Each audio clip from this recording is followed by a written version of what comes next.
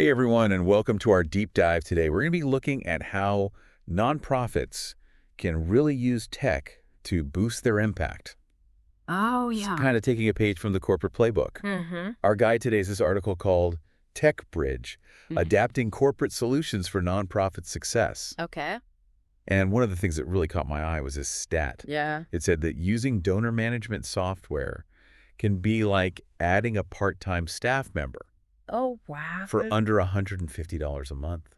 That's incredible. Crazy, right? Yeah, the potential is really huge for nonprofits to improve Yeah, using tech. totally. And the article starts off by Mm. talking about some of the challenges nonprofits often face. Mm-hmm. Limited resources, Of course. the struggle to engage donors, Yeah. maintaining transparency. It's a big one. Have you seen some of these firsthand? Absolutely. These are constant hurdles for nonprofits. Yeah. I think what's refreshing about this article is that it really takes these challenges. Yeah. And frames them as opportunities Interesting. for innovation. Oh. It's suggesting that we look at how corporations are tackling similar issues Right. and adapt those solutions for the nonprofit world. It's like looking at a different world for inspiration. Exactly. So where do we start with all this? Well, the article really dives deep into CRM systems. And before you tune out thinking, oh no, not another tech acronym, Right. trust me, this one's worth it. Okay. CRM stands for Customer Relationship Management. Gotcha. But in the nonprofit world, we're obviously talking about managing donor relationships. So it's more than just swapping customer for donor. Then what's the big deal about these systems? Yeah, so think about platforms like Donor Perfect, Okay. Blackbaud Razor's Edge, Hmm. NXT, Mm-hmm. Bonterra Fundraising, and These EngageSend. are all mentioned in the article. Yes, they're all mentioned, and they go way beyond just basic contact management. Oh, okay. We're talking about tracking every interaction Wow. from donations, To volunteer hours, to event attendance, all in one place. all in one system. So are we saying that nonprofits can actually use the same kind of sophisticated data analysis Yes. that huge companies use? You got it. I always thought that would be way too expensive. Well, and that's the beauty of it. These systems are becoming more and more affordable, Oh, wow. even for smaller nonprofits. That's great. And the insights you can gain can be revolutionary. Like how so? Well, the article gives this great example of Fundraise. Okay. They use data analytics to help a client boost their online donations by 7 times. 7 times. 7 times. What were they doing that was so different? It wasn't magic, it was data. Okay. Fundraise used donor data to identify patterns and personalize their outreach and really optimize their campaigns. So they were using data to take the guesswork out Exactly. and make smarter decisions, Yeah, and that's something that any nonprofit can benefit from, regardless of size. regardless of size. So it sounds like it's not just about having data, it's about knowing what to do with it. Exactly. What should nonprofits be looking for in their data? Well, you can start with basic segmentation. Okay. Grouping your donors based on demographics or donation history or even engagement levels. Okay. That helps you personalize your communications a little bit. Make them more effective. Exactly. And then it goes even deeper. Deeper. Yeah. Things like predictive modeling can actually use historical data to forecast future giving Wow. or even identify major donors. That sounds really powerful, but Jeez.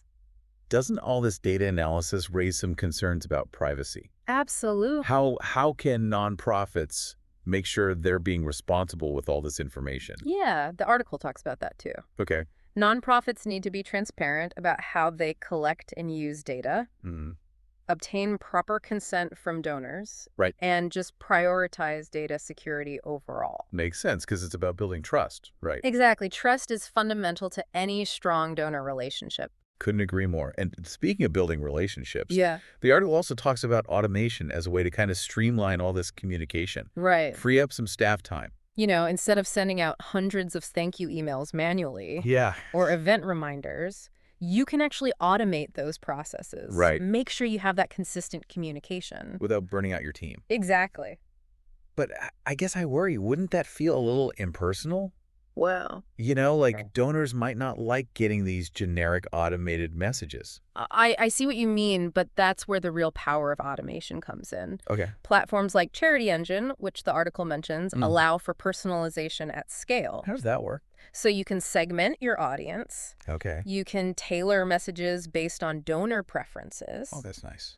You can even trigger automated responses based on specific actions. Oh, wow. So it's like Like if they make a donation or if they sign up for a volunteer opportunity. it's like having a virtual assistant working 24/7 to build those relationships. Exactly. And the article mentions some really impressive results, too. Wow. Charity Engine, for example, they helped nonprofits increase monthly revenue by up to 30% Wow. through their automation technology. 30%. Yeah, that's a game changer. Especially for smaller organizations. Especially for smaller organizations with limited resources. Yeah. Definitely levels the playing field. Right. But the article also talks about this platform called Help You Sponsor.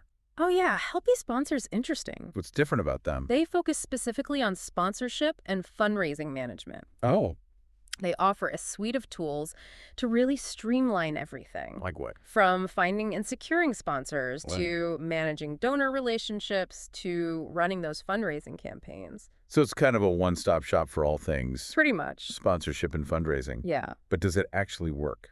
Well, the article says that nonprofits using Help You Sponsor have seen a 20% increase in donor retention rates. Oh, wow. And that's huge. That's huge because retaining donors is just as important, if not more important, Than finding new ones. than finding new ones. Right. It's about building those long-term relationships. Yeah, exactly. Okay, so let's zoom out a bit because the article also talks about this IMPACT framework. Yes. What is that?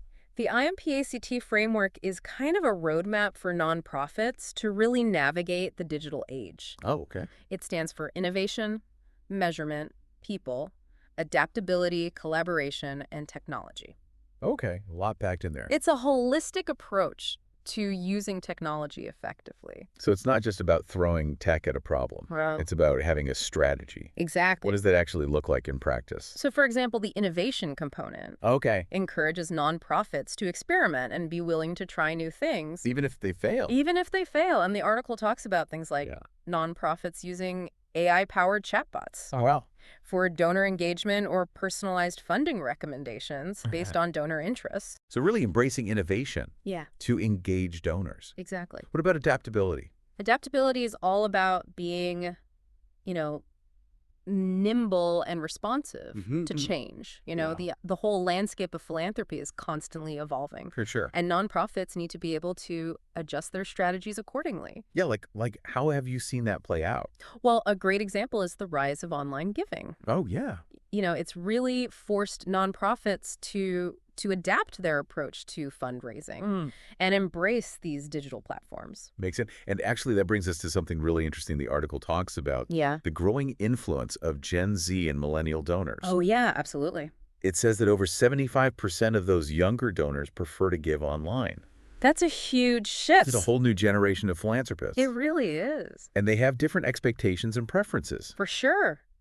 So how can nonprofits really connect with these tech-savvy donors? Well, I think it requires a shift in mindset. Nonprofits need to meet those donors where they are. Online.